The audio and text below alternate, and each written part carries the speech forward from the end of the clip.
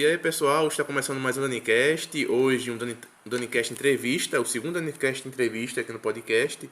Hoje eu vou entrevistar ele, que é graduado, pós-graduado, mestre e doutor em psicologia, doutor Júnior Oliveira. Bom dia, pessoal, bom dia a todos. Para mim é um prazer e uma oportunidade muito grande, né? Passar conhecimentos, levar conhecimentos, né? E poder interagir com todos vocês. Júnior, de onde vem esse seu interesse assim pela psicologia? Porque você se graduou na área de psicologia, fez uma pós-graduação, fez mestrado, fez doutorado e agora foi aprovado no seu segundo doutorado na Argentina. De onde vem esse seu interesse pela psicologia? Desde criança, né? Sempre gostei de ler, né? E foi através da leitura, né, que eu percebi o seguinte, que por que muitas pessoas gostam de ler, outras pessoas não gostam, né? Por que umas pessoas gostam daquilo, por que outras pessoas não gostam, né?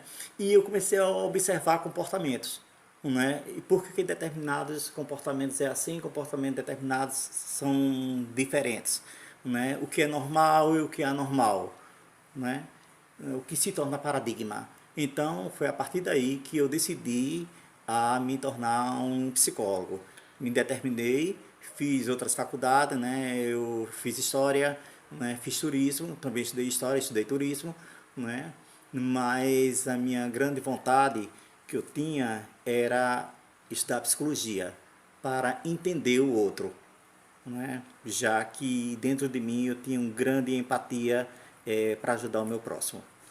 Certo. Júnior, esse seu interesse por psicologia começou desde criança, certo? Uhum. Quando foi que em que ano você começou seus estudos na psicologia, na área da psicologia? Ó, eu o ano mesmo assim que eu comecei foi não estou bem lembrado, entendeu? Assim, eu não estou bem lembrado, faz tantos anos que eu estudei, entendeu? Mas assim, eu posso dizer que eu em 2010 eu me formei, né? 2010 eu me formei e de lá para cá eu fui seguindo carreira. Se especializando. Foi. E dessas muitas áreas que tem a psicologia, você se especializou em que área? Qual é a sua área que você mais se aprofundou? Pessoal, eu me especializei, eu tenho várias pós-graduação, né? Dependendo da situação, eu coloco em prática, né? Dentro do consultório, né? Então, assim, eu fiz terapia cognitiva comportamental, né? Sou especialista em dependência química, sou especialista em prevenção ao suicídio, né? E também sou especialista eh, em terapia de casal. Me fala um pouco sobre essa terapia cognitiva comportamental. É, Como é que funciona essa... essa terapia cognitiva comportamental, ela funciona da seguinte forma. Veja só, as pessoas têm um determinado comportamento e que chegam no consultório, né, às vezes cheio de ansiedade, cheio de angústias, né? E essa terapia cognitiva comportamental, ela me leva a uma análise mais completa, entendeu?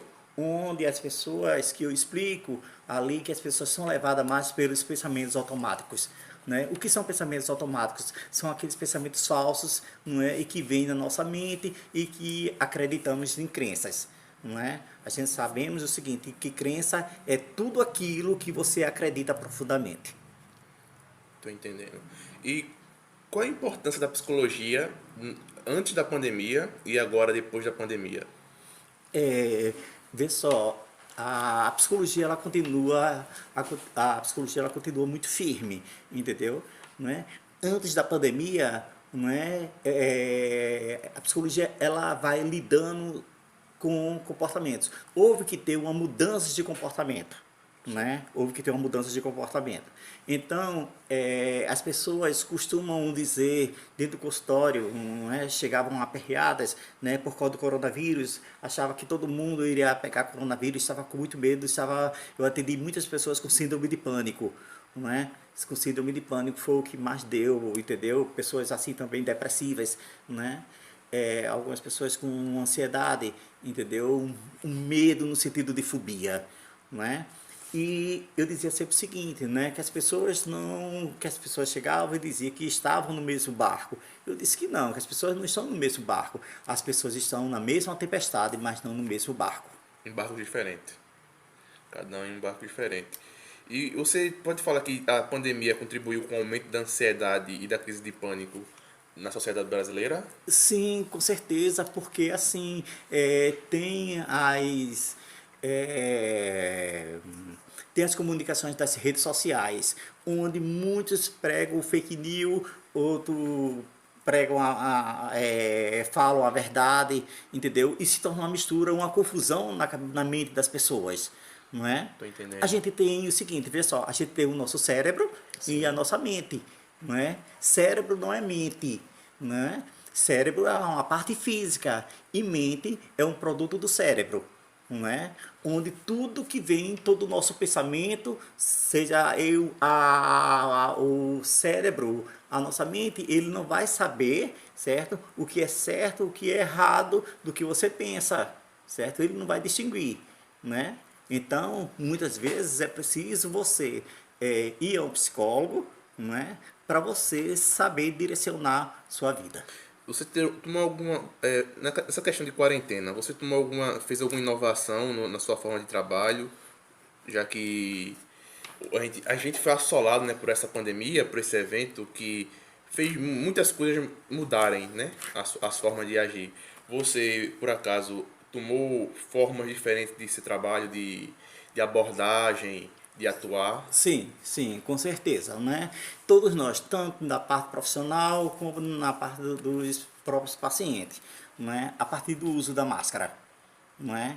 Então o uso da máscara foi muito importante, não é? Aquele contato ficou distanciado, né? Então as pessoas não poderiam mais apertar a mão, as pessoas não poderiam mais se abraçar. Então houve toda uma mudança, houve uma mudança de costume, não é? Teve que ter uma mudança de costume, tanto profissional como na vida cotidiana. Certo, Júnior. Você recentemente foi aprovado na Universidade da Argentina, em Buenos Aires, para fazer o seu segundo doutorado. Em que área esse doutorado? Foi na área de neuropsicologia. Neuropsicologia. Fala um pouco mais sobre o que é A neuropsicologia. neuropsicologia é entender a linguagem da mente. Não é? Como assim entender a linguagem da mente? Quando a gente fala entender a linguagem da mente, entendeu? Eu posso falar algo que as pessoas não entendam, não é? Porque o importante não é falar bonito, o importante é falar de forma que você compreenda, não é? Que você compreenda. Então, é uma área que vai se abrir para mim, eu vou estudar, entendeu? Certo. Eu vou estudar e, assim, quero cada vez mais me aprofundar para ajudar e colocar em prática no consultório. Está ansioso para iniciar as aulas? Assim, a gente fica sempre um pouco ansioso porque, assim, sabendo que não é fácil, tem que ter, para fazer um doutorado, primeiro tem que gostar de ler, né? Ler muito, ter uma leitura muito vasta, né?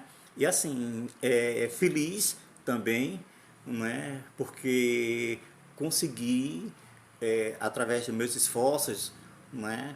Conseguir chegar mais um doutorado. Esse é o seu segundo doutorado. O seu primeiro doutorado foi sobre o quê? Foi sobre sexualidade humana, porque eu também sou sexólogo. Vamos falar um pouco mais sobre isso, que eu acho que esse é um tema que o pessoal gosta. Sexo e dinheiro são temas que o pessoal gosta de falar. Você é sexólogo. Qual a abordagem que você usa assim? Não abordagem, mas o que estuda, o que um sexólogo faz? O sexólogo, ele orienta as pessoas, né? Ele orienta dentro da sexualidade. Ele dá o diagnóstico, entendeu? Ele faz todo o diagnóstico, ele escuta, né? Uma escuta clínica, né? E vê ali para fazer toda a intervenção psicológica. As pessoas confundem muito sexo com sexualidade. Né? Sexo é uma coisa, sexualidade é outra. Quais são as diferenças entre sexo e sexualidade? Sexo é o que define o macho da fêmea. Certo. Não é? E sexualidade é o que vai me desenvolver, o que vai me caracterizar a minha identidade sexual. Tô entendendo. E por que essas pessoas têm dificuldade em entender a diferença entre esses dois? Vivemos numa sociedade que existe ainda um tabu muito grande. Né? Quando se diz assim, eu vou para um psicólogo, as pessoas dizem assim, eu tô doido, eu tô louco, eu tô isso, eu tô aquilo. Na realidade não é isso. Né? Entendendo. Vai para um psicólogo que precisa de ajuda, né? E não Uhum. quem está louco. E como quebrar esse paradigma, esse tabu da sociedade? O que o senhor tem feito e o que você sugere que os outros façam para que esse tabu seja quebrado? Que a mente das pessoas se abram nesse aspecto aí. Divulgar um trabalho. Né? Eu costumo dizer o seguinte, uma política de conscientização ela só é possível se houver mudanças de comportamento. Né? Então, na medida que eu dou palestras, Certo. né? Sou convidado para dar palestras, né? Então ali as pessoas me escutam, né? E fazem perguntas, tiram suas dúvidas e aí vai quebrando determinados tabus. Certo. O suicídio em massa, tipo, um suicídio em massa não, as taxas de suicídio aumentaram nessa época de pandemia. O que dá esse fato, esse devido fato aí do suicídio? O suicídio ele é um transtorno Certo. mental. Né? Para comer de assunto, o suicídio é um transtorno mental. Porém, nem todo suicídio, né? Digamos o seguinte, ele é doentio, Certo. não é? Ele é patológico, digamos assim. Nem todo suicídio ele é patológico. Certo. Embora que a maioria dos suicídios são patológicos. Certo. Não é? Mas o que leva uma pessoa a ter um suicídio? Não é? Então, as pessoas não conseguem ter uma visão, não conseguem encontrar uma luz, não é? E dentro do seu problema, não é? E isso faz com que as pessoas, como se diz, entrem em estado patológico, num estado doentio, onde as pessoas só têm essa visão, o grande desejo de querer se suicidar. Não é? Existe. O verdadeiro suicídio é aquele que não deixa rastro. Não é? E quando uma pessoa, as pessoas confundem muito, não é? Fulano de tal tomou uma medicação, Sim. não é? Tomou uma medicação, tomou a caixa de comprimido todo e tentou o suicídio. Na realidade, essa pessoa ela não quer se suicidar, ela quer chamar a atenção, né? Porque o verdadeiro suicídio, ele não, como eu falei, ele não deixa rastro. Então, o que é que acontece? Quando a pessoa toma uma caixa de medicamento, seja lá o que for, mas deixa o rastro, né? Que na mente dessa pessoa, inconscientemente, né? Ele está dizendo o seguinte, olha, a pessoa vai chegar e vai ver a caixa e vai me levar para um médico, para o hospital e vai me salvar. Essa pessoa está querendo dizer, olha gente, eu estou aqui, olha para mim porque eu estou aqui, eu estou precisando de ajuda e ninguém está me olhando mais. Né? Ninguém está me vendo. Parece essa pessoa que se sente que não é importante para aquela família, se sente uma pessoa que vem de um lar que não tem afeto, que não tem amor. E isso vai desqualificando a afetividade. Certo. E o que dá essas taxas de suicídios aumentando nessa época de pandemia? O que você acha que deve ter dado esse aumento? A falta existe vários tipos, né? Sim. Existem vários tipos. Vê só, a baixa autoestima, né? Eu não me amo, ninguém gosta de mim. Começa a colocar o que eu volto a falar sobre pensamentos automáticos. Colocar pensamentos automáticos e vai acreditando nessa crença. Né? Ninguém gosta de mim, ninguém me ama, entendeu? Muitas vezes dívidas também, né? Muitas dívidas levam, como se diz, levam a determinadas perturbações que levam ao suicídio, né? Existe também o suicídio que a gente chama de suicídio autêntico, né? Onde uma pessoa não tem nenhuma patologia, certo? Ou seja, não tem nenhum tipo como se diz, de sofrimento, certo? Está na sua sanidade mental boa, certo? E ela comete suicídio porque ele já está numa idade avançada e não quer dar trabalho a ninguém. Eu já cumpri minha missão aqui na Terra e pode pegar um revólver e se matar. Né? Eu aconselho os leitores, as pessoas que estão assistindo, né? Assistir o filme O Leitor, entendeu? O Leitor. Você falou que ler muito, gosta de ler muito. Quais são os livros que você mais gosta de ler? E alguma recomendação de livro aí pro pessoal nesse ano da leitura? um dos livros que eu mais gosto. Eu leio muitos livros de psicologia, não voltado para a minha formação, não é? Mas tem um livro de cabeceira que eu amo muito, que é A Lei da Atração, porque tudo é energia. Já ouvi falar sobre. Eu já li esse livro, já ouvi falar sobre esse livro.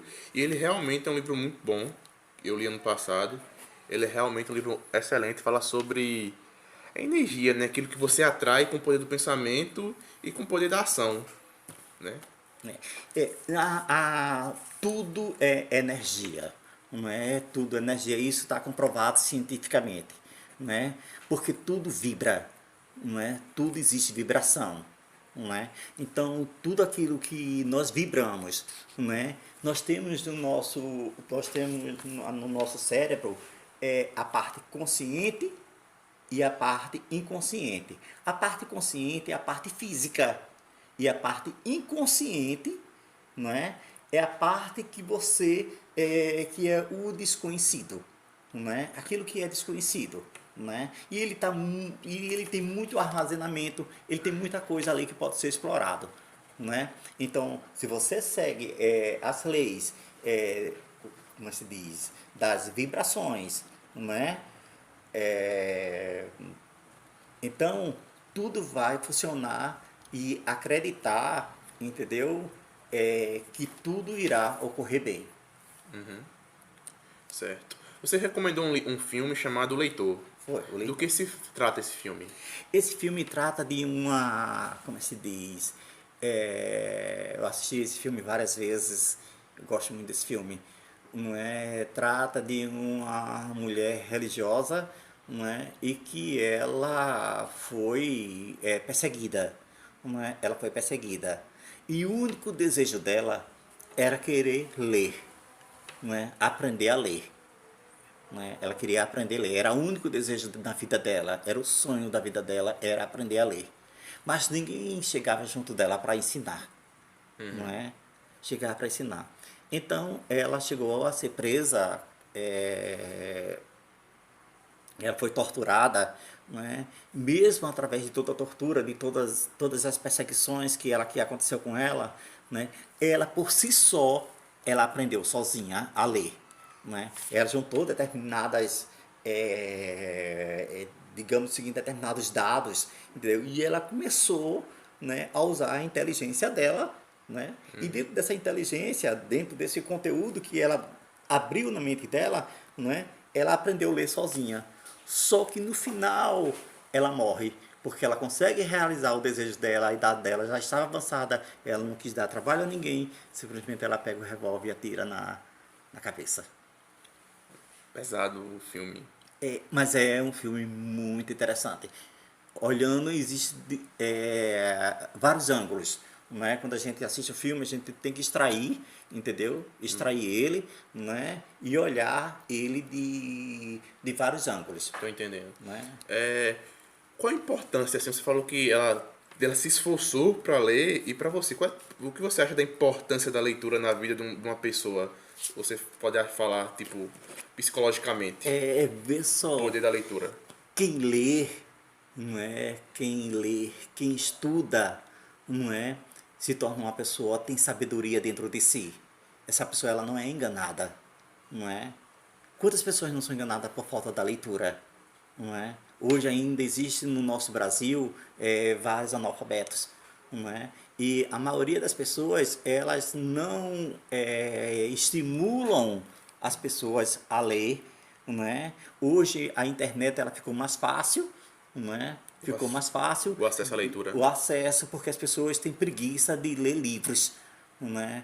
Eu não sou muito de internet não, tanto é que você vê minha biblioteca, Sim. não é? Você está vendo minha biblioteca e eu tenho, assim, eu vou muito a livros, né? Porque ele tem um conteúdo muito mais vasto.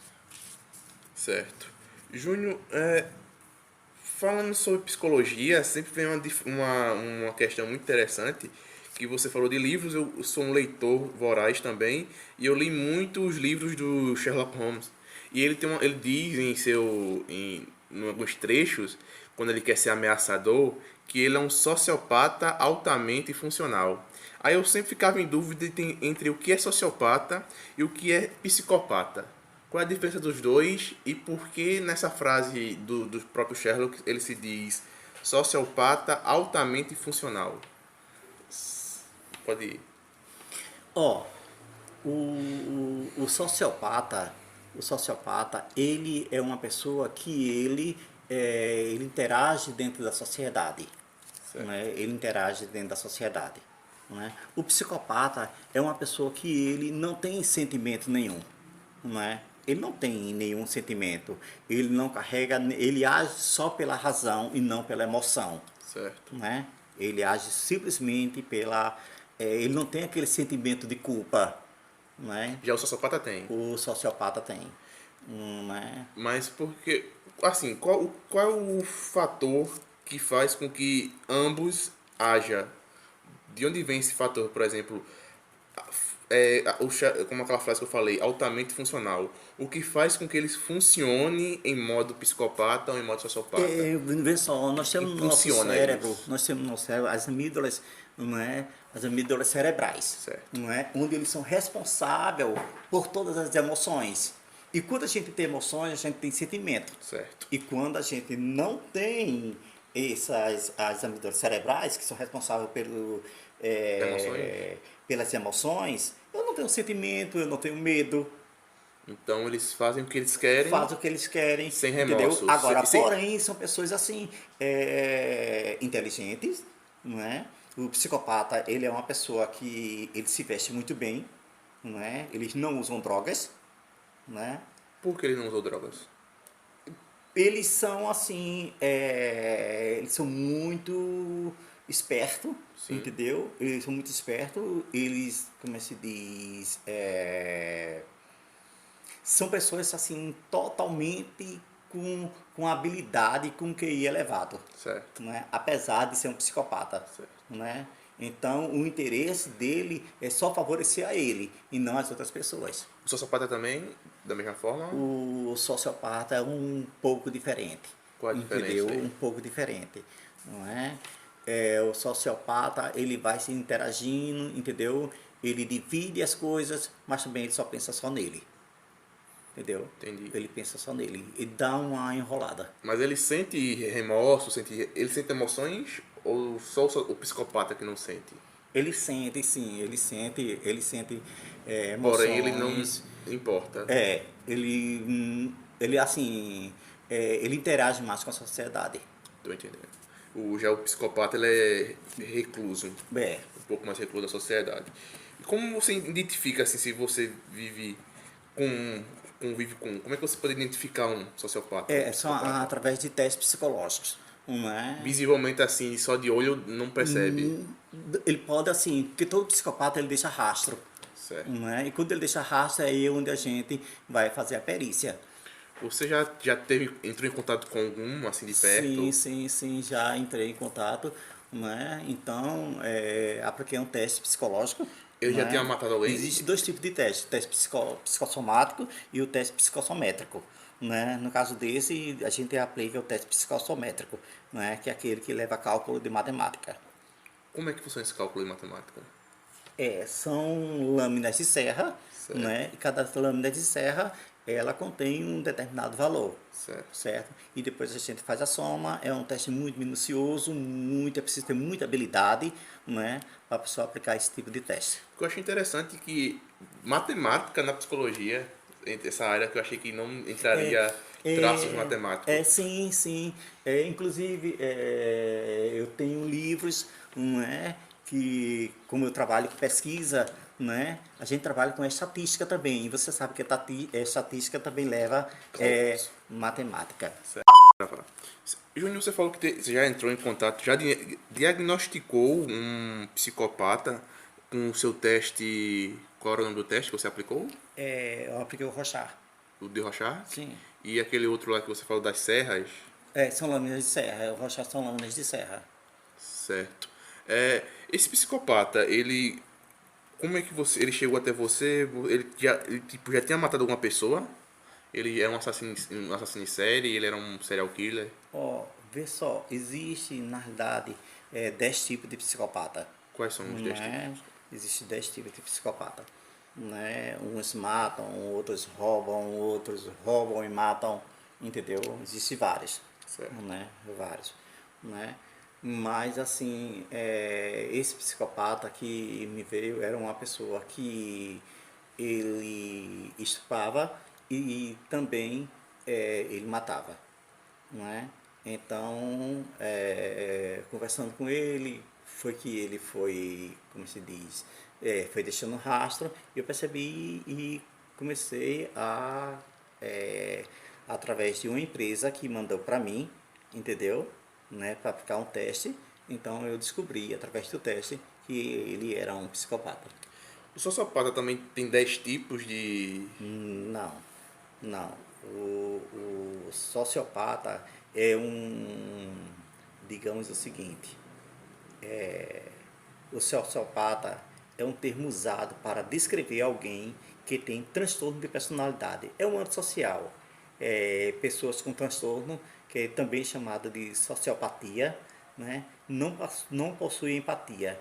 Ele não consegue entender os sentimentos dos outros. Né? A gente sabe quando a gente diz assim que a pessoa não tem empatia, né? O que é empatia? É a gente se colocar no lugar do outro, não é? Certo. Não é ser o outro, mas se colocar no lugar do outro, não é? Sentir o que o outro está passando. E esse momento assim, de pandemia é muito bom ter empatia, né? Ter esse senso de empatia, algo que talvez você não possa achar, mas eu acho que o nosso presidente não tem. Qual é a sua opinião sobre o nosso presidente atual do Brasil? Quando a gente fala, entra um assunto de política, não é? Tem várias vertentes, não é? Várias visões. Eu acho que, no meu ponto de vista, entendeu? O presidente da República, eu não sei o que se passa, Sim, não é? Porque assim são ministros, não é? Que uns têm determinadas opiniões que não me satisfaz, mas eu respeito, né? Não me satisfaz. É, há trocas de ministro a quase todo instante, entendeu? sim, Não é? E eu acho que, na verdade, falta focar mais no povo, entendeu? sim. Não é? Falta focar mais no povo, porque quando você vai para as urnas, não é? Quando você vai votar, você não vai depositar ódio, você vai depositar esperança, não é? E as pessoas estão aí, não é? Há uma propaganda muito grande de armas, não é? Que não é o momento de falar de armas, porque o número de óbitos já está muito grande, né? Mais de 60 mil pessoas no Brasil, né? Mais de 2.000 pessoas morrem por dia, né? Então não é o momento de falar em armas, é momento de falar em quê? Em vacina, né? Vacina para a população, né? Trazer isso, né? De uma forma é, não com essa arenga do poder, entendeu? Sim. Essa arenga do poder, mas da responsabilidade, não é? Da responsabilidade de organizar um país, não é? Sabemos que não é fácil, não é? Sabemos que não é fácil, não é? Por exemplo, a gente até um próprio pai de família às vezes não é fácil organizar a sua própria casa. Imagina um presidente da República organizar um país, né? Eu sei que é difícil, porém a pessoa tem que ter bastante coerência, né? Bastante capacidade, tem que ter muita visão. Certo. Sobre essa questão de pandemia, você acha que quando é que o senhor prevê assim que vai se encerrar? Esse ano ainda termina a pandemia ou ano que vem ainda vai continuar com pandemia? Como é que é Ó, eu a acredito sua pelo visão? avanço, eu acredito pelo avanço da tecnologia, das vacinas, né? Existe a vacina Johnson, né? A Coronavac, né? Existem outras vacinas aí, né? Falta só investimento, né? Investir. Se todo mundo se precaver, né? Todo mundo se precaver, eu acredito que cada um tomando a sua responsabilidade, né? Então, eu acho que a pandemia era logo irá, irá terminar. Irá terminar. A gente está caminhando para os finais desse podcast, dessa entrevista, que está sendo muito boa. Eu queria fazer algumas perguntas aqui antes, né? A pergunta que é de praxe, que eu vou trazer para de praxe aqui nesse programa, é uma pergunta que Antônio Bujanra sempre fazia nos finais do programa dele, de o que é a vida, Júnior? A vida, a vida é para ser feliz, né? A vida ela é um dom de Deus, né? A vida, eu sou a vida, né? Eu sou vida. Graças a Deus, eu só tenho que agradecer, né, a Deus pela vida que Ele me deu. Então, vida é ser feliz, vida é construir, né? Porque você nasce para construir. Você não nasce simplesmente para ficar olhando para o mundo, né? Então, vida para mim, vida é construção. Certo, Júnior. Suas considerações finais. Eu agradeço, né, a esse momento de que a vida me permite ser feliz.